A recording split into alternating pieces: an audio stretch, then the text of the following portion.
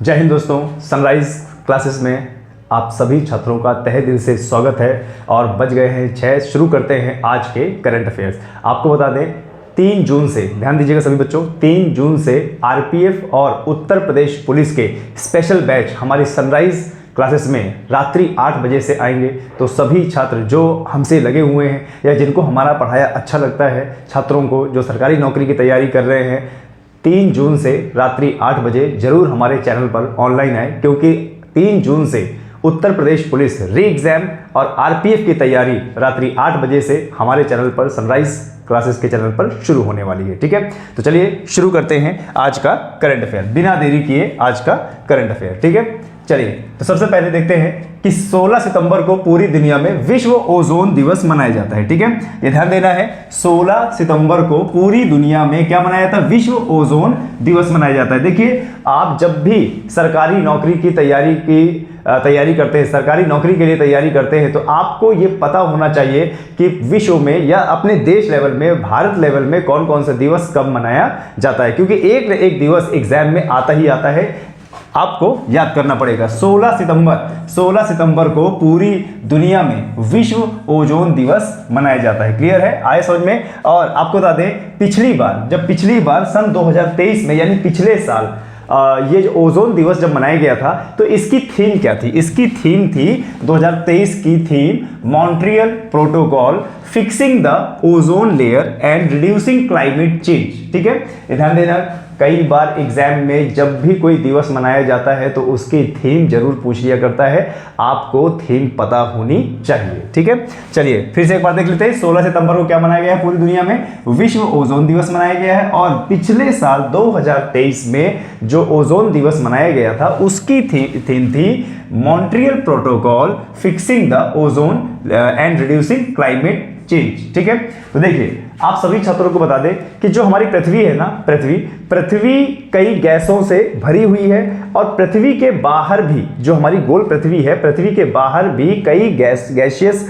Form के particles ने हमारी अर्थ को पूरी तरफ से, चारों तरफ से घेर रखा है, और ये हमें सूर्य की किरणों से बचाते हैं। तो उसी एक गैस में ओजोन गैस है, जिसका फॉर्मूला क्या है? O3। जिसका फॉर्मूला क्या है? O3। यह पृथ्वी की चद्दर की तरह काम करती है ओजोन परत, और सूर्य से निकलने वाली पराबैंगनी किरणों को धरती तक पहुंचने से बचाती है। और आपको बता दें छात्र, ये जो पराबैंगनी किरणें सूर्य से निकलती हैं, अल्ट्रावायलेट रेज, ये अगर आपके डायरेक्टली बॉडी पर पड़ जाए तो आपको स्किन कैंसर भी हो सकता है। यानी ये जो O3 ऑक्सीजन के तीन परमाणुओं से बनने वाली ये जो गैस है, जिसका नाम है ओजोन, ये हमको काफी हार्मफुल गैसेस से बचाती है। ठीक है, तो धन्यवाद देना चाहिए कहीं ना कहीं इस ओजोन परत का। ठीक है, आप देखें, ओजोन परत पृथ्वी से ऊपर समताप मंडल पे स्थित है। तो ये बहुत ज्यादा पॉइंट आ गया। काफी बार पर्यावरण में ये प्रश्न पूछा गया है कि ओजोन परत कहां पर पाई जाती है, पृथ्वी के कौन सी परत में पाई जाती है, कौन से मंडल पे पाई जाती है?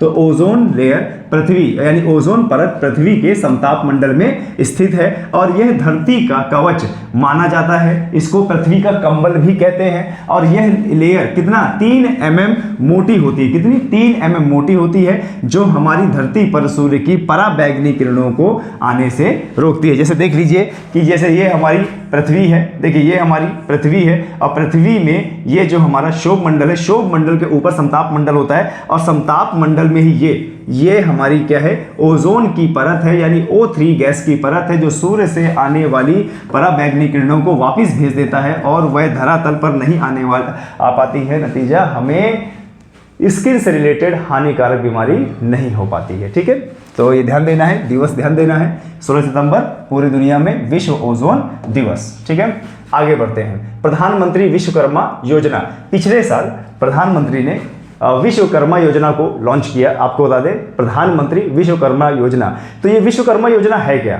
देखिए, हमारे भारत में जो भी व्यक्ति पारंपरिक तरीके से कार्य कर रहे थे, जैसे मान लीजिए कोई लोहार है, कोई बढ़ई है, कोई कुंभकार है, या कोई सोनार है, तो इस प्रकार से जो पारंपरिक तरीके से काम कर रहे हैं, यानी जिसका पिता वो काम कर रहा, लोहे का काम कर रहा था, वो भी अब लोहे में हुनर है, वो भी लोहे का काम कर रहा है, उसके आगे की पीढ़ी, यानी पीढ़ी दर पीढ़ी जो एक ही कार्य में लगे हुए हैं, तो उनके लिए यह योजना है कि प्रधानमंत्री विश्वकर्मा योजना, यानी वह अपने बिजनेस को आगे बढ़ाएं। सरकार क्या करेगी इसके लिए? सरकार उनको लोन देगी। ठीक है, ध्यान देना, सरकार क्या देगी? सरकार उनको लोन देगी ताकि वह आप अपने पारंपरिक कार्य जो पीढ़ी दर पीढ़ी से करते आ रहे हैं उसको आगे बढ़ा सकें। ठीक है, तो सरकार इस लोन को कम दर में देगी। कितने कम दर में भैया? 5% की दर से यह लोन देगी और यह लोन 2 चरण में देगी। पहला चरण क्या होगा? 1 लाख रुपए का। पहला चरण क्या होगा? 1 लाख रुपए का। और दूसरा चरण क्या होगा? 2 लाख रुपए का। यानी सरकार इसमें टोटल कितनी राशि दे रही है?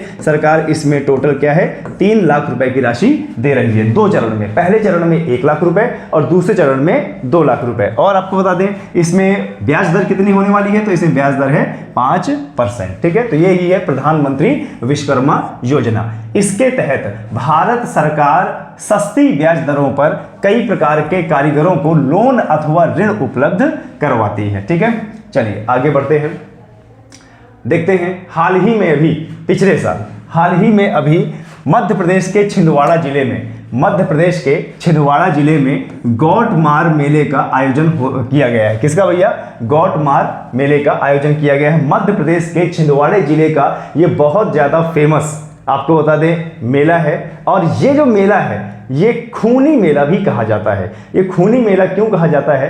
क्योंकि ये कुछ मेला ही इसी प्रकार का है। और आपको बता दें इसको प्रायश्चित का मेला भी कहा जाता है। क्या कहा जाता है? प्रायश्चित का मेला। आपको बता दें छिंदवाड़ा जिले के एक गांव की बात है। छिंदवाड़ा जिले के एक गांव की बात है जहां पर क्या होता है कि एक लड़का दूसरे गांव की लड़की से बहुत प्यार करता है और उन दोनों गांव के बीच में एक नदी होती है और लड़का इतना बेइंतहा प्यार करता है उस लड़की से कि उस लड़की को भगाने की सोचता है। और जब वह लड़का उसको भगा ले जाता है और उस बीच नदी में पहुंचता है तो नदी में जब उसे गांव वाले घेर लेते हैं तो दोनों तरफ से गांव वाले उन दोनों प्रेमियों को, जोड़ों को पथराव करते हैं और पथराव का नतीजा ये होता है कि उन दोनों की मौत हो जाती है और वो नदी में मर जाते हैं पथराव होने के कारण। और पूरा गांव जब वो मर जाते हैं तो उस प्रायश्चित के कारण ये गोटमार मेला मनाते हैं। और इस गोटमार मेला में होता क्या है? उसी नदी में दोनों तरफ से लोग आते हैं और एक दूसरे पर पथराव करते हैं। और आपको बता दें इसीलिए पथराव करने की वजह से किसी के सर में लगती है, किसी के हाथ में लगती है, तो इसीलिए इसको खूनी मेला भी कहा जाता है। ठीक है, ध्यान देना। छिंदवाड़ा जिले के पुरढुना में हर साल गोटमार मेले का आयोजन किया जाता है। क्लियर है? इसको प्रायश्चित का मेला भी कहा जाता है। अब क्योंकि बात आई है मध्य प्रदेश की, तो देखिए मध्य प्रदेश क्षेत्रफल की दृष्टि में दूसरे नंबर पर, ध्यान दीजिएगा, मध्य प्रदेश क्षेत्रफल की दृष्टि में दूसरे नंबर का राज्य है। पहले नंबर का राजस्थान, दूसरे नंबर का मध्य प्रदेश, तीसरे नंबर का और नीचे आइए महाराष्ट्र और चौथे नंबर पे आता है यूपी। चौथे नंबर पे कौन आता है? यूपी। जनसंख्या की दृष्टि से पहला स्थान और क्षेत्रफल की दृष्टि से चौथा स्थान आता है किसका? यूपी का। देखिए आपके एग्जाम में मध्य प्रदेश से क्वेश्चन आना ही आना है क्योंकि मध्य प्रदेश में इतनी प्रकार की विविधताएं जो पाई जाती हैं। ठीक है, सबसे पहले मैं आपको बता दूं कि मध्य प्रदेश में पूरे भारत में सबसे ज्यादा टाइगर रिजर्व पाए जाते हैं। पूरे भारत में सबसे ज्यादा टाइगर और टाइगर रिजर्व कहां पाए जाते हैं? ये पाए जाते हैं मध्य प्रदेश में। जैसे आपका कान्हा टाइगर रिजर्व कहां है? मध्य प्रदेश में। पेंच टाइगर रिजर्व कहां है? मध्य प्रदेश में। बांधवगढ़ टाइगर रिजर्व कहां है? मध्य प्रदेश में। पन्ना टाइगर रिजर्व कहां है? मध्य प्रदेश में। सतपुड़ा टाइगर रिजर्व और संजय दुगरी टाइगर रिजर्व ये भी कहां पे है? मध्य प्रदेश में। क्योंकि उत्तर प्रदेश पुलिस की भी तैयारी आप साथ साथ कर रहे हैं तो यूपी जीके भी आपको नहीं भूलना है। देखिए उत्तर प्रदेश में हमारा एक क्या है? Ranipur tiger reserve. ये देश का 53वां टाइगर रिजर्व है। ध्यान देना, देश का 53वां टाइगर रिजर्व है।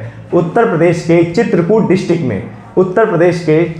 डिस्ट्रिक्ट में भारत का 53वां टाइगर रिजर्व जिसका नाम है रानीपुर टाइगर रिजर्व। ठीक है, ये ध्यान रखना है। क्लियर है? और आपको बता दें उत्तर प्रदेश में एक और टाइगर रिजर्व है जिसका नाम है दुधवा टाइगर रिजर्व। दुधवा राष्ट्रीय उद्यान में ही दुधवा टाइगर रिजर्व। ठीक है, मध्य प्रदेश की बात करें तो आपको बता दें पूरे भारत में सबसे ज्यादा जंगल यानी वन क्षेत्र किसके पास है? मध्य प्रदेश के पास है। सबसे ज्यादा वन क्षेत्र किसके पास है? मध्य प्रदेश के पास है। और अगर पूछ ले कि मध्य प्रदेश कि सबसे लंबी को नदी कौन सी है, तो मध्य प्रदेश की सबसे लंबी नदी है भैया नर्मदा। कौन सी नदी, नर्मदा नदी। और ये कहाँ बहती है, ये पश्चिम की ओर बहती है, ठीक है, ये पश्चिम की ओर बहती है। और ये कौन सी घाटी से बहती है, ये भ्रंश घाटी से बहती है। किस घाटी से बहती है, ये भ्रंश घाटी से होते हुए बहती है, ठीक है। आए समझ में। मध्य प्रदेश को नदियों का मायका भी कहा जाता है, मध्य प्रदेश को नदियों का मायका भी कहा जाता है, ठीक है। चलिए आगे बढ़ते हैं और देख लेते हैं। देश का पहला मानव युक्त समुद्री मिशन समुद्रयान अभी हाल ही में लॉन्च हुआ है, ठीक है, ये ध्यान देना। देश का पहला मानव युक्त समुद्र मिशन समुद्रयान जो है लॉन्च हुआ है। और इसके लिए एक आपको बता दें पनडुब्बी इस्तेमाल की जा रही है, जिस पनडुब्बी का नाम है मत्स्य 600। क्या है, मत्स्य 600। और ये भारत की पहली मानव युक्त पनडुब्बी भी है, ये भारत की पहली मानव युक्त पनडुब्बी। तो अगर आपके एग्जाम में पूछ लिया जाए कि भैया भारत की पहली मानव युक्त पनडुब्बी का नाम क्या है, तो उसका उत्तर क्या होगा, मत्स्य 600। क्लियर है। और देश का पहला मानव युक्त समुद्र मिशन कौन सा है, समुद्रयान, और जिसके तहत मानव युक्त पनडुब्बी चलाई जा रही है, जिसका नाम रखा गया है मत्स्य 600। क्लियर है। 29 अक्टूबर 2021 को केंद्रीय विज्ञान एवं प्रौद्योगिकी तथा पृथ्वी विज्ञान राज्य मंत्री डॉक्टर जितेंद्र सिंह ने चेन्नई से देश के पहले मानव युक्त समुद्र मिशन समुद्रयान का शुभारंभ किया। तो ये हमारे लिए इंपॉर्टेंट है। अभी आपको बता दें, भारत देश ने हाल ही में, ध्यान दीजिएगा, भारत देश ने हाल ही में किससे भैया, स्पेन से 3295 सी है ये, C295 एयरबस वहां से मंगवाया गया है। और ये 3295 एयरबस हमारे एयरफोर्स में शामिल हो गया है। क्लियर है। तो ध्यान देना, कहां से मंगाया है, स्पेन से मंगाया है, ठीक है। तो ये आपको पता होना चाहिए कि हमारे इंडियन आर्मी में जो भी आयुध सामग्री आती है कहां से आ रही है और कितनी आ रही है और कहां पर शामिल हो रही है, आपको पता होना चाहिए, ठीक है। चलिए, अभी पिछले साल ही हमारे पीएम मोदी ने मेरी माटी मेरा देश योजना लॉन्च की है, ठीक है। अभी हाल ही में हमारे पीएम मोदी ने क्या लॉन्च किया है, मेरी माटी मेरा देश। तो आखिरकार ये मेरी माटी मेरा देश है क्या। देखिए, अभी विगत वर्षों में, विगत शताब्दियों में जितने भी हमारे ऐसे जाबाज, ऐसे सैनिक हैं जिन्होंने देश के लिए अपनी शहादत दी, उनको याद करने के लिए और उनको हमेशा स्मरण करने के लिए उनके गांव में, उनके कस्बे में उनकी मूर्तियां और उनका शिलालेख अनावरण किया गया है, ताकि लोग उनके बारे में जाने और उनके बारे में पहचाने और उनकी जो एक योगदान उन्होंने दिया है देश को बचाने के लिए, उसको याद रखें, ठीक है। तो देखिए, मेरी माटी मेरा देश, यह योजना किसको समर्पित है, ये वीरों को समर्पित है जिन्होंने देश को बचाने के लिए अपना योगदान दे दिया, ठीक है। अभियान देश के वीरों को सम्मानित करने के लिए 9 अगस्त 2023 को शुरू किया गया था। अच्छा, इस कार्यक्रम के तहत क्या क्या हुआ या क्या क्या होगा, ठीक है। जरा देखिए, शिला फलकम की स्थापना होगी। जो भी वीर जिस गांव से होगा उस गांव के शुरुआती गेट में उनका शिला फलकम यानी शिला जो पत्थर है, पत्थर में उनकी मूर्तियां या उनका नाम लिखा जाएगा, ताकि पता चले कि ये वीर इस गांव से था। बहादुर योद्धाओं के सम्मान में शिला फलकम के नाम से जाने वाले स्मारक पट्टिकाएं अमृत सरोवर के करीब गांव, जो भी गांव का तालाब होगा वहां पर गांव पंचायतों में बनाई जाएगी। और प्रतिबद्धता की प्रतिज्ञा यानी स्मारक स्थानों पर लोग देश और उसके विश्वास के प्रति अपनी प्रतिज्ञा को नवीनीकृत करेंगे। वसुधा वंदन के हिस्से के रूप में प्रत्येक गांव या ग्राम पंचायत अमृत वाटिका बनाने के लिए 75 देसी पौधे लगाएंगे उनकी याद में। और वीरों का वंदन, ठीक है, स्वतंत्रता सेनानियों के जीवन और मृतक परिवारों दोनों को स्वागत किया जाएगा और उनको बधाई दी जाएगी। राष्ट्रीय ध्वज का उत्थान, राष्ट्रीय ध्वज को गर्व से उठाया जाएगा और देशभक्ति और पर्यावरण में गर्व व्यक्त करते हुए राष्ट्रीय गान को भी गाया जाएगा। यानी कहीं ना कहीं देखिए, आज भी बहुत सारे लोगों को नहीं पता कि हमारे देश के कितने वीरों ने शहादत दी है किसी को बचाने के लिए। आज भी उन लोगों को याद रखने के लिए योजना है मेरी माटी मेरा देश, ठीक है। चलिए आगे बढ़ते हैं और जरा सेम सागो को ये सेम सागो एक प्रकार का साबुदाना है, ये सागो एक प्रकार का साबुदाना है और इसको हाल ही में अभी मिला है जीआई टैग। तो क्या है अभी जीआई, आपसे पूछा जा सकता है कि सलेम सागो को जीआई टैग मिला है और सलेम सागो कहां का प्रोडक्ट है, ये प्रोडक्ट तमिलनाडु का। तमिलनाडु राज्य में सलेम जे ने अपने साबुदाना उत्पादन की स्थापना की है। सलेम सागो जिस स्थानीय रूप से जावारिसी के रूप में जाना है। जावारिसी जावारिसी ये नाम रखना है, ठीक है। और टैपियोका की जड़ों, टैपियोका की से गहरे स्टार्च फाइबर प्राप्त होती है और भारतीय टैपियोका की जड़ों में 30 से 50 पाया जाता है स्टार्च फाइबर, तो ये आपको पता होना चाहिए। आगे बढ़े और देखते हैं हमारे कौन से जीआई टैग हैं। कुछ प्रमुख जीआई टैग को देख ले हैं कि हमारे अभी पूरी लिस्ट है, पूरी लिस्ट एक सेक्टर लेंगे जिससे हमारा जितने जीआई टैग सबको हम दिखाएंगे, क्लियर है। तो कुछ इंपॉर्टेंट देख लेते हैं भैया। किश्तवाड़ जिला कश्मीर के सर, ठीक है। जम्मू कश्मीर के किश्तवाड़ जिला कश्मीर के, ठीक है। ये कहां का है? जम्मू कश्मीर का है, जम्मू कश्मीर का है। मणिपुरी काला चावल, मणि का चावल के खास में भाई मणिपुरी कंदमल हल्दी, इसमें काफी बात है, इसको लीजिएगा। ये किस क्षेत्र कहां की भैया? रसगुल्ला ओडिशा का, ठीक है। अब ध्यान दीजिए, कोडाईकनाल मलाई कुंदू, कोडाईकनाल मलाई कुंदू ये कहां का? तमिलनाडु का। और पंडम ये कहां का है? मिजोरम का। ये प्रकार का हस्तशिल्प है, ओके। नगोते का नलिखिया ये हस्तशिल्प ये कहां का है? मिजोरम का है। हमारा ये कहां का हस्तशिल्प है और ये ये याद रखिए। एक वीडियो हमारे बनाएंगे, आपको बताएंगे पूरे भारत के जीआई, ठीक है। आगे अपेंडिक्स युद्ध अभ्यास, अपेंडिक्स युद्ध अभ्यास 2023 हुआ था भारत और अमेरिका देशों के, ठीक है। इतना देना है, तो इसको क्या एग्जाम में युद्ध अभ्यास भी पूछा जा रहा है। इसी से किसी रंग इसी से जीएस है, जिसको जीएस होते हैं दर्शक होते हैं, हर अक्षर में कोई इतना होता है। अपेंडिक्स 2023 भारत अमेरिका का 9 दिवसीय अभ्यास है। तो पूछ रहे कि अपेंडिक्स, तो देखो ए से अफ्रीका और ए से इंडिया, यानी अफ्रीका और इंडिया बीच का, अफ्रीकी देशों के बीच का। हमारी भारत की आर्मी सिख रेजिमेंट ने भाग लिया है और कुल अफ्रीकी महाद्वीप के 25 देश में भाग लिया है। इसी के साथ और देखते हैं कि और कौन से युद्ध अभ्यास जो हमारी सेना से, जैसे संप्रति अभ्यास भारत। जय हिंद दोस्तों, सनराइज क्लासेस में आप सभी छात्रों का तहे दिल से स्वागत है। और एक बहुत बड़ी खुशखबरी, सनराइज करियर एकेडमी के सर्वाधिक छात्रों ने इस बार इंडियन आर्मी की जो अग्निवीर भर्ती थी उसमें लिखित परीक्षा को उत्तीर्ण कर लिया है। और इन सभी छात्रों के लिए जिन्होंने परीक्षा उत्तीर्ण की है, कैप्टन एस कुमार सर के नेतृत्व में जल्द से जल्द अभी फिजिकल की व्यवस्था देवांगना घाटी परिसर में कराई जाएगी। मैं उन सभी छात्रों से कहना चाहता हूं जो छात्र एकेडमी का है या एकेडमी के बाहर का भी है और अगर उसने लिखित परीक्षा निकाल ली है और वह इंडियन आर्मी की फिजिकल की तैयारी करना चाहता है तो वह सनराइज करियर एकेडमी में संपर्क करे। सनराइज करियर एकेडमी में फिजिकल की तैयारी निःशुल्क कराई जाती है कैप्टन एस कुमार सर के मार्गदर्शन में, ठीक है। चलिए आगे बढ़ते हैं। आज है 1 जून और 1 जून के जो करंट अफेयर हैं उनको देख लेते हैं कि 1 जून से हमारे कौन कौन से करंट अफेयर हमारे लिए इंपॉर्टेंट है। और इसी के साथ साथ हम कुछ एक्स्ट्रा जीके जीएस भी आप सभी छात्रों को बताते जाएंगे। आपको क्या करना है, अपना पेन लेना है, कॉपी लेना है, जो भी चीजें आपको एक्स्ट्रा लगे उनको लिखते जाना है, क्योंकि एग्जाम की दृष्टि से बहुत सारी चीजें इंपॉर्टेंट है और हमें सब पढ़ना है, ठीक है। तो चलिए शुरू करते हैं आज का करंट अफेयर। 1 जून को दुनिया भर में विश्व दुग्ध दिवस मनाया जाता है, ठीक है। 1 जून को पूरे विश्व भर में क्या मनाया जाता है? विश्व दूध दिवस। क्या मनाया था भैया? विश्व दूध दिवस। और जब भी दूध की बात आएगी, मिल्क की बात आएगी, ध्यान देना पूरे विश्व में भारत नंबर 1 है, ठीक है। पूरे विश्व में भारत नंबर 1 है किसमें? दूध उत्पादन में। किसमें? दूध उत्पादन में, ठीक है। ये ध्यान देना पूरे विश्व में भारत नंबर 1 है किसमें भैया?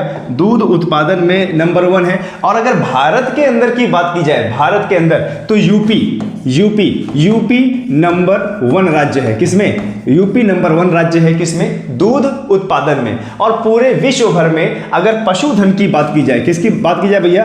पशुधन की।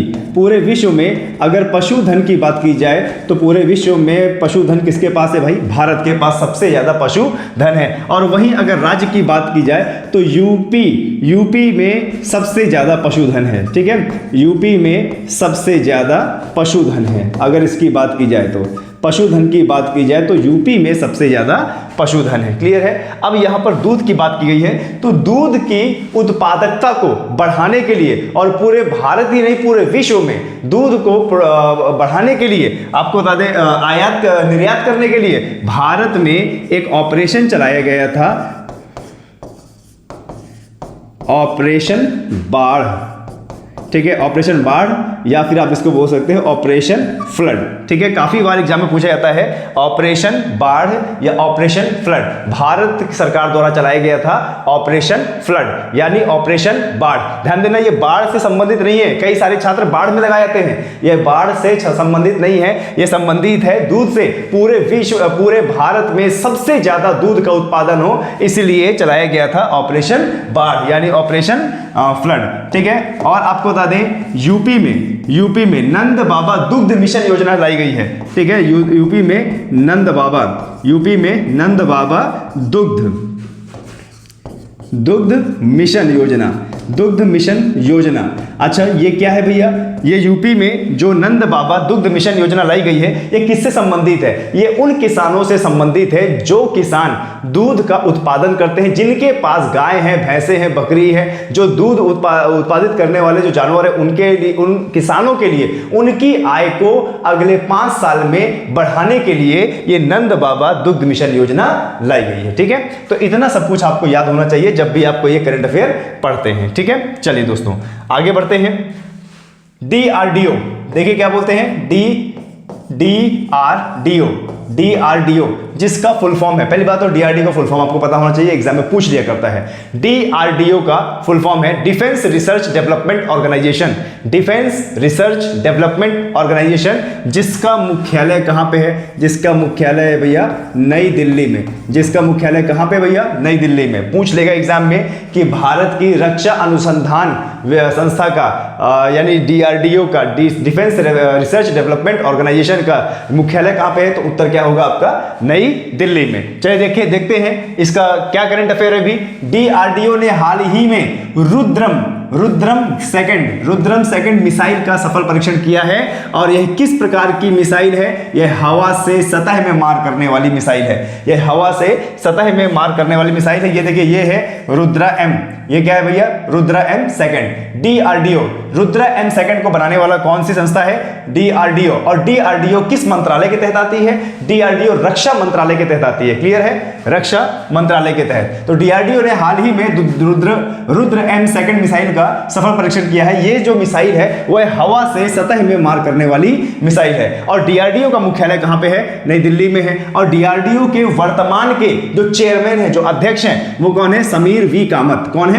समीर V कामत। इनका अभी 1 साल के लिए कार्यकाल और बढ़ा दिया गया है, यानी 2025 तक ये चेयरमैन रहने वाले हैं। क्लियर है? तो DRDO के चेयरमैन कौन है? समीर V कामत। ठीक है, चलिए और देख लेते हैं कि अभी हाल ही में विगत वर्षों में हमारे DRDO ने कौन कौन सी आयुध सामग्री बनाई है। तो देखिए, अग्नि और पृथ्वी श्रृंखला मिसाइलों के उत्पादन की इसकी खोज, जैसे हल्का लड़ाकू विमान तेजस बनाया DRDO ने। ठीक है, बहु बैरल रॉकेट लॉन्चर बनाया, पिनाका वायु रक्षा प्रणाली बनाई हमारे DRDO ने, आकाश रडार और इलेक्ट्रॉनिक युद्ध प्रणाली की एक विस्तृत श्रृंखला बनाई DRDO ने भारत की सैन्य शक्ति को प्रभावशाली। देखिए, DRDO क्या है? DRDO एक ऐसी संस्था है जो भारतीय सेना के लिए, जैसे एयरफोर्स है, नेवी है और हमारा इंडियन आर्मी है, इसके लिए आयुध सामग्री जो टेक्नोलॉजी के माध्यम से बनती है, यानी तकनीकी के माध्यम से, टेक्नोलॉजी के माध्यम से हमारी जो आयुध सामग्री है वह सेना को बनाकर उनको सौंपती है। ठीक है, ये रक्षा मंत्रालय के अंतर्गत आता है। चलिए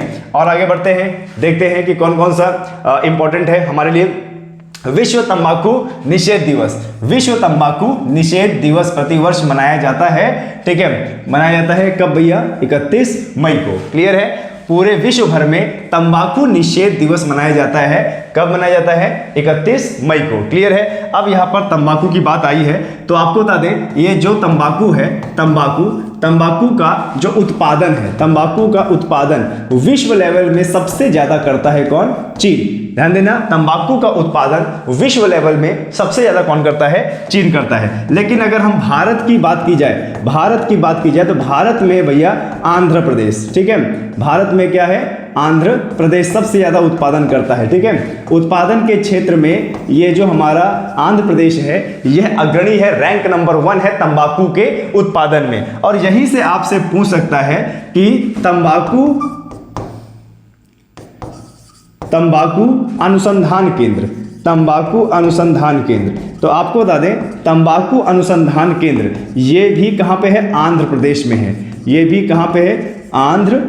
आंध्र प्रदेश में है। ठीक है, ध्यान दीजिएगा, तंबाकू अनुसंधान केंद्र ये भी कहां पे है? आंध्र प्रदेश में है। और यदि आपसे पूछ ले कि तंबाकू के क्षेत्र में सबसे मूल्यवान कंपनी कौन सी है, तंबाकू के क्षेत्र में सबसे मूल्यवान कंपनी कौन सी है, तो वो क्या है? ITC India. वो क्या है भाई? ITC India, Indian tobacco company. ITC India तंबाकू के क्षेत्र में सबसे मूल्यवान कंपनी है। ठीक है, तो इतना सब कुछ आपको याद होना चाहिए। विश्व तंबाकू निषेध दिवस प्रतिवर्ष कब मनाया जाता है? 31 मई को। क्लियर है? चलिए आगे बढ़ते हैं। विश्व हिंदी पत्रकारिता दिवस। हिंदी पत्रकारिता दिवस कब मनाया जाता है? 30 मई को। हर साल 30 मई को हिंदी पत्रकारिता दिवस मनाया जाता है। ठीक है, हर साल हिंदी पत्रकारिता दिवस कब मनाया जाता है? 30 मई को। अब इसके साथ साथ आपको कुछ ये भी पता होना चाहिए कि विश्व हिंदी दिवस, ठीक है, विश्व हिंदी दिवस, विश्व हिंदी दिवस कब मनाया जाता है? तो ये मनाया जाता है 10 जनवरी को। ठीक है, पूरे विश्व भर में हिंदी दिवस कब मनाया जाता है? आपको बता दें, विश्व हिंदी दिवस 10 जनवरी को। यहीं पर अगर हम भारत की बात करें, यहीं पर हम भारत की बात करें तो भैया भारत में राष्ट्रीय हिंदी दिवस मनाया जाता है कब? 14 सितंबर को। कब मनाया जाता है भैया? 14 सितंबर को। भारत में यानी हमारे देश में राष्ट्रीय हिंदी दिवस कब मनाया जाता है? 14 सितंबर को। लेकिन अगर आपको संवैधानिक तरीके से पूछ लिया जाए कि हिंदी भाषा को कब राजभाषा बनाया गया, यानी केंद्र सरकार की आधिकारिक भाषा, हिंदी को केंद्र सरकार की आधिकारिक भाषा कब बनाया गया? तो उत्तर होगा क्या भैया?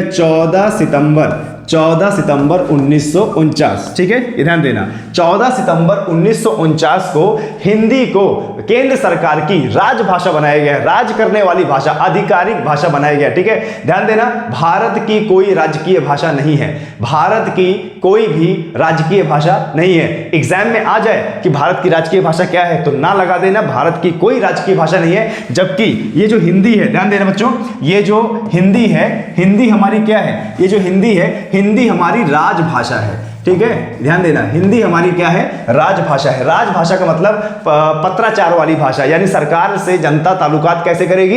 हिंदी में करेगी, ये होती है राजभाषा। क्लियर है? और आपको बता दें, अनुच्छेद 343 में, अनुच्छेद 343 में भाषा का उल्लेख है। किसका उल्लेख है भाई? भाषा का उल्लेख है। और अनुच्छेद, संविधान के अनुच्छेद 343 में भाषा का उल्लेख तो है ही, और इसी में बताया गया है कि हिंदी क्या है? राजभाषा है। हिंदी क्या है भाई?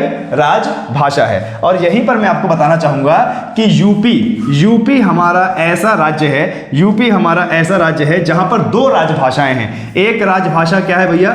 हिंदी है, और दूसरी क्या है? उर्दू है। ठीक है, हिंदी, यूपी की 2 राजभाषाएं हैं, एक क्या है? हिंदी है, और दूसरा क्या है? उर्दू है। उर्दू कब बनी? 1989 में। उर्दू राजभाषा कब बनी हिंदी की, यूपी की? 1989 में। एक चीज यहां पर और आपको बताना चाहेंगे कि हमारे संविधान में 22 भाषा का उल्लेख है। कितनी भाषा?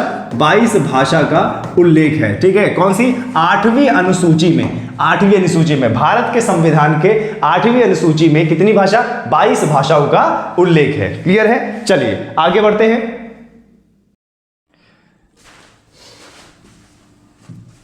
चलिए आगे देखते हैं कि अब इसमें क्या करंट अफेयर है। हर वर्ष किस तिथि को अंतरराष्ट्रीय एवरेस्ट दिवस मनाया जाता है? हर वर्ष किस तिथि को अंतरराष्ट्रीय एवरेस्ट दिवस मनाया जाता है? तो आपको बता दें, इसका उत्तर क्या है? 29 मई। क्या उत्तर है इसका? 29 मई। क्लियर है? अब देखिए, यहां पर एवरेस्ट की बात आई गई है। 29 मई को हर दिन एवरेस्ट डे मनाया जाता है। ये है, देखिए, विश्व की सबसे ऊंची चोटी। ठीक है, तो अगर आपके एग्जाम में आ जाए कि भैया विश्व की सबसे ऊंची चोटी, विश्व की सबसे ऊंची चोटी, क्लियर है? तो उत्तर क्या होगा? Mount Everest. ठीक है, विश्व की सबसे ऊंची चोटी माउंट एवरेस्ट है। और कहां पे ये है भैया? कहां पे? नेपाल में। कहां पे भैया? नेपाल में। ठीक है, विश्व की सबसे ऊंची चोटी ये कहां पे है? नेपाल में है। और इसका नाम क्या है? Mount Everest. और नेपाल में इसी को सागर माथा, ठीक है, सागर माथा के नाम से जाना जाता है। क्या? सागर माथा के नाम से। नेपाल में इसे सागर माथा के नाम से जाना जाता है। पिछली बार 2021 के पेट में एक प्रश्न आया था कि ये जो माउंट एवरेस्ट है वह किन 2 देशों के मध्य में है? जो माउंट एवरेस्ट है वह किन 2 देशों के मध्य में? तो आपको बता दें, ये जो माउंट एवरेस्ट है, माउंट एवरेस्ट के उधर क्या है भैया? तिब्बत। क्या है? तिब्बत। क्लियर है? माउंट एवरेस्ट के उधर क्या है भैया? तिब्बत। चलिए, पिछली बार पेट में प्रश्न आया था और मैपिंग को लेकर प्रश्न आता है। देखिए कभी भी झील है, ग्लेशियर है, आपके हिमनद हैं, आपकी झीलें हैं और पर्वत हैं, चोटियां हैं, इनका मैप हमेशा आप देखिए, ठीक है। पिछली बार प्रश्न आया था यूपी पेट में कि जो माउंट एवरेस्ट है, जिसको सागर माथा के नाम से भी जाना जाता है, ये किन दो देशों के मध्य है, और ऑप्शन इतने सटीक थे कि ऐसा लग रहा था कि चारों ऑप्शन एकदम सही है। तो आपको बता दें तिब्बत और नेपाल, इसका सही उत्तर क्या है? तिब्बत और नेपाल। तिब्बत और नेपाल के मध्य है क्या? हमारा माउंट एवरेस्ट। और अगर पूछ ले, एग्जाम में पूछ ले भौगोलिक दृष्टि से कि माउंट एवरेस्ट किस हिमालय का हिस्सा है, माउंट एवरेस्ट किस हिमालय का हिस्सा है, तो आपका क्या हो जाएगा? नेपाल हिमालय। क्या हो जाएगा? नेपाल हिमालय। और अगर एग्जाम में पूछ लिया जाए कि नेपाल हिमालय किन दो नदियों के बीच में है, हिमालय नेपाल हिमालय किन दो नदियों के बीच में है, यानी ये मान लेते हैं कि ये अगर नेपाल हिमालय है तो यहाँ पे एक नदी है और यहाँ पे एक नदी है, तो आपको बता दें इस नदी का नाम क्या है? इस नदी का नाम है काली नदी।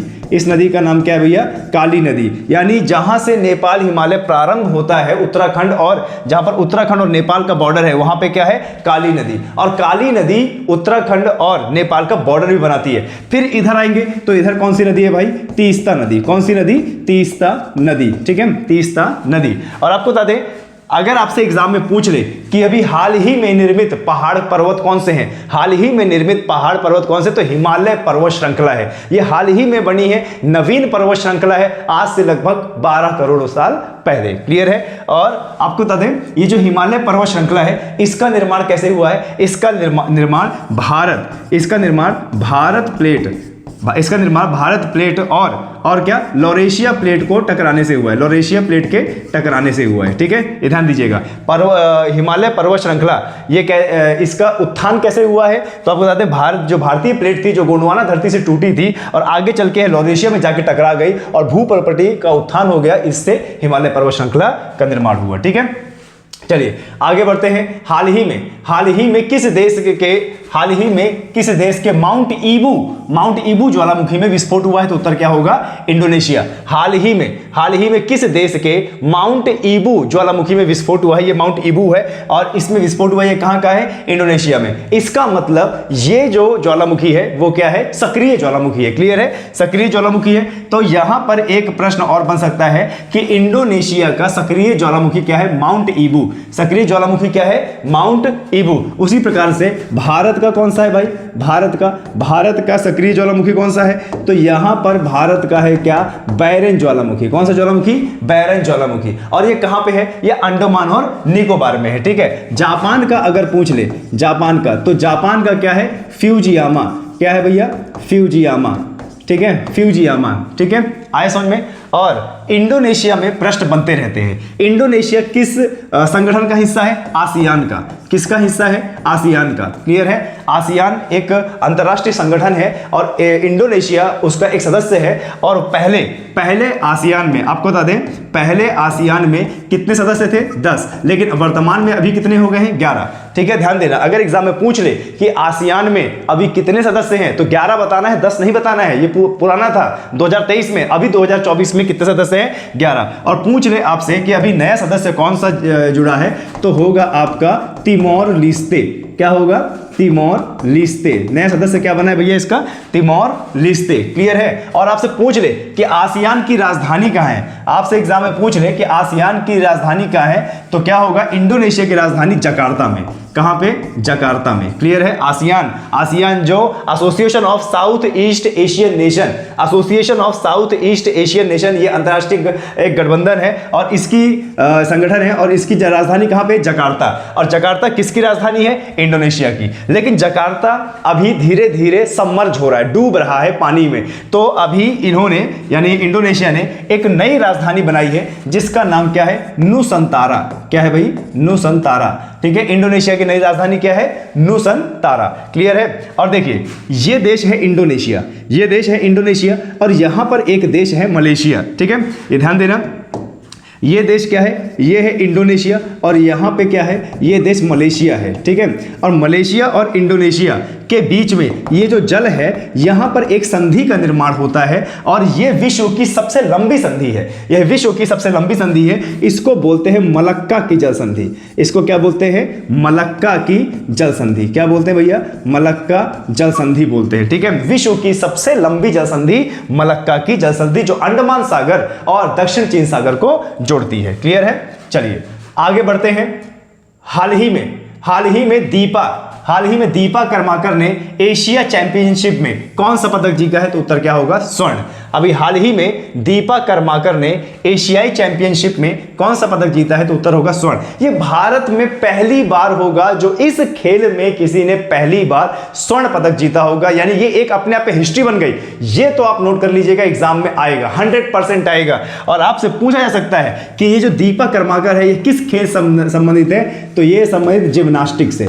किससे भैया? जिम्नास्टिक से। ध्यान देना, भारत में पहली बार ऐसा हुआ है कि जिम्नास्टिक में कोई स्वर्ण पदक लेके आए, वो भी डायरेक्टली स्वर्ण पदक। भारत में पहली बार ऐसा हुआ है, तो इसीलिए ये खेल याद रखना, जिम्नास्टिक से ताल्लुकात रखती हैं। दीपा कर्माकर क्या जिम्नास्टिक से ताल्लुकात करती हैं और एशियाई चैंपियनशिप में इन्होंने स्वर्ण पदक जीता है। नोट कर लीजिएगा, एग्जाम में आने वाला है। क्लियर है? चलिए आगे बढ़ते हैं, कुछ युद्ध अभ्यास देख लेते हैं, क्योंकि युद्ध अभ्यास भी एग्जाम में आता है। कुछ युद्ध अभ्यास देख लेते हैं। एग्जाम में बहुत पूछा जाता है कि कौन सा युद्ध अभ्यास में कौन से देश शामिल हैं और ये कहां पर हुआ है। तो देखिए, टाइगर ट्रम्प युद्ध अभ्यास, टाइगर ट्रम्प युद्ध अभ्यास। देखिए ट्रम्प, इसमें आ रहा है ट्रम्प से याद रखिए ट्रम्प। और ट्रम्प कहां के? डोनाल्ड ट्रम्प कहां के राष्ट्रपति थे? अमेरिका के। यानी जो टाइगर ट्रम्प है वह युद्ध अभ्यास किसके बीच में है? भारत और अमेरिका के बीच में है। कहां पे हुआ था? आंध्र प्रदेश के विशाखापट्टनम और काकीनाडा में हुआ था। क्लियर है? वज्र प्रहार कहां का है? किसके साथ है? भारत और अमेरिका के साथ होता है युद्ध अभ्यास। और यह नवंबर 2023 में इसका 14वां संस्करण उमरोई मेघालय में हुआ था। ठीक है, युद्ध अभ्यास नाम ही है खाली युद्ध अभ्यास। तो यह युद्ध अभ्यास कहां पे? भारत और अमेरिका के साथ ये होता है। सितंबर 2023 में इसका 19वां संस्करण अलास्का में हुआ था। उसके बाद अभ्यास तर्कश भारत और अमेरिका के साथ में है। फरवरी 2023 में चेन्नई में हुआ था ये। और आगे युद्ध अभ्यास देख लेते हैं। युद्ध अभ्यास सूर्य किरण युद्ध अभ्यास, ये भारत और नेपाल के साथ होता है। ये बहुत पूछता है एग्जाम में, सूर्य किरण। ठीक है, आगे बढ़ते हैं। गरुड़, ये भी बहुत पूछता है। तो गरुड़ भारत और किसके साथ में है? फ्रांस के साथ में। गरुड़ किसके साथ में? भारत और फ्रांस के साथ में। जोधपुर में हुआ है ये। वरुण है भारत और फ्रांस के साथ में। 21वां संस्करण 2023 में हुआ था पश्चिमी घाट में। और शक्ति भारत और फ्रांस के बीच में नवंबर 2021 में फ्रेजस फ्रांस में यह हुआ था। तो युद्ध अभ्यास आपको याद करना बहुत ज्यादा जरूरी है। ठीक है, चलिए आगे बढ़ते हैं। चलिए, इसके साथ आपको एक नाम और याद रखना है। ध्यान दीजिएगा, जब भी युद्ध अभ्यास की बात होती है तो इसके साथ आपको याद एक नाम और रखना है। क्या? सिम्बेक्स युद्ध अभ्यास। और अगर एग्जाम में पूछ ले कि सिम्बेक्स युद्ध अभ्यास किसके बीच में है, तो ये इसका उत्तर क्या हो जाएगा? सिंगापुर और भारत के बीच में। किसके? सिंगापुर और भारत के बीच में। क्लियर है? एक नाम और याद रखिएगा, स्लीनेक्स। तो स्लीनेक्स जो युद्ध अभ्यास है, ध्यान देना, स्लीनेक्स जो युद्ध अभ्यास है वह किसके बीच में है? वह है श्रीलंका और किसके बीच में? भारत के बीच में। ठीक है, एक नाम और याद रखिएगा, खंजर। क्या भैया? खंजर नाम याद रखना। खंजर खा से, देखो खा से खंजर, खा से कजाकिस्तान और आपको बता दें भारत के बीच में है क्या? खंजर युद्ध अभ्यास। ठीक है, चलिए आगे बढ़ते हैं। आते हैं रामसर स्थल में। वर्तमान में अभी रामसर स्थल की जो संख्या है वो हो गई है कितनी? 80। वर्तमान में अभी रामसर स्थल जो आर्द्र भूमि है, भारत की कुल जो आर्द्र भूमि है जिनको रजिस्टर किया गया है, पंजीकृत किया गया है उनके संरक्षण के लिए, अभी उनकी संख्या हो गई है 80। पहले कितनी थी? 75 थी। पहले भारत में कुल रामसर स्थल कितने थे? 75 थे। अभी कितने हो गए हैं? अभी 80 हो गए हैं। एग्जाम में अगर पूछ ले कि सबसे ज्यादा रामसर स्थल, सबसे ज्यादा क्या भैया? सबसे ज्यादा रामसर स्थल पर बात कर रहे हैं तो भैया क्या? सबसे ज्यादा। तो सबसे ज्यादा किसके पास है भाई? तमिलनाडु के पास। ठीक है, सबसे ज्यादा किसके पास है? तमिलनाडु के पास है। ठीक है, कितने रामसर स्थल हैं? 16 रामसर स्थल। सबसे ज्यादा रामसर स्थल किसके पास है? तमिलनाडु के पास। कितने हैं? 16। और दूसरे नंबर पर किसके पास है? तो 10 है। और वो किसके पास है? यूपी के पास। देखो यूपी जी के में आ सकता है कि यानी उत्तर प्रदेश के पास अभी कितने रामसर स्थल हैं, साइट्स हैं, ठीक है, तो वो क्या है 10। क्लियर है। और जो 75 थे 75 से 80 हो गए, तो कौन कौन से बड़े हैं जरा देखिए। पहले क्या है, अंक समुद्र पक्षी संरक्षण रिजर्व। अंक समुद्र पक्षी संरक्षण रिजर्व कहाँ का भैया, कर्नाटका का, ठीक है। और क्या है, अघनाशिनी मुहाना कर्नाटका का। और क्या है, मगधी केरा संरक्षण रिजर्व, मगधी केरे संरक्षण रिजर्व, ये भी कहाँ का है, कर्नाटका का। तो ये कर्नाटका के कितने बड़े हैं, 3। अभी जो 80 हो गए हैं इसमें कर्नाटका के कितने बड़े हैं, 3। और तमिलनाडु कितने बड़े हैं, 2। टोटल कितने हो गए भाई, 5 हो गए, ठीक है। तो क्या है, कैरेवेट्टी पक्षी अभ्यारण्य, कैरेवेट्टी पक्षी अभ्यारण्य, ये कहाँ का है भाई, ये तमिलनाडु का है, ठीक है। लॉन्गवुड शोला रिजर्व फॉरेस्ट, ये कहाँ का है, तमिलनाडु का, ठीक है। तो ये 5 रामसर स्थल अभी हाल ही में बढ़े हैं। आपके एग्जाम में पूछ सकता है कि हाल ही में इनमें से कौन सा रामसर स्थल जोड़ा गया है, तमिलनाडु का। तमिलनाडु के 2 हैं, कैरेवेट्टी पक्षी अभ्यारण्य और क्या है, लॉन्गवुड शोला रिजर्व फॉरेस्ट। और कर्नाटका के है अंक समुद्र पक्षी संरक्षण रिजर्व, और क्या है, अघनाशिनी मुहाना, और क्या है, मगधी केरे संरक्षण, ठीक है। चलिए आगे बढ़ते हैं और देखते हैं हाल ही में प्रसिद्ध हैदराबाद लाख की चूड़ियों को जीआई टैग मिला है। अभी 2024 के मार्च में जो जीआई टैग मिला है, अभी हाल का है मतलब आने वाले एग्जाम में आ सकता है, ठीक है। तो हैदराबाद के लाख की चूड़ियों को क्या मिला है, जीआई टैग मिला है। हैदराबाद के लाख की चूड़ियों को क्या मिला है, जीआई टैग मिला है। और हैदराबाद किसकी राजधानी है, तेलंगाना की। हैदराबाद किसकी राजधानी भाई, तेलंगाना की, ठीक है। तो तेलंगाना में अभी और भी जीआई टैग दिए गए हैं, जरा उनको देख लेते हैं। तेलंगाना की प्रसिद्ध वारंगल चापता मिर्च, ठीक है। तेलंगाना की प्रसिद्ध वारंगल चपाता मिर्च को मिला है जीआई टैग। इसके साथ साथ बालानगर कस्टर्ड सेब को जीआई टैग मिला है। अब बालानगर कस्टर्ड सेब ये क्या होता है, तो आपको बता दें, आपने सुना होगा सीताफल, ठीक है, ध्यान देना, सीताफल इसको बोलते हैं कस्टर्ड सेब। बालानगर कस्टर्ड सेब को क्या मिला है, जीआई टैग मिला है। और तेलंगाना के नलगोंडा ओरिएंटल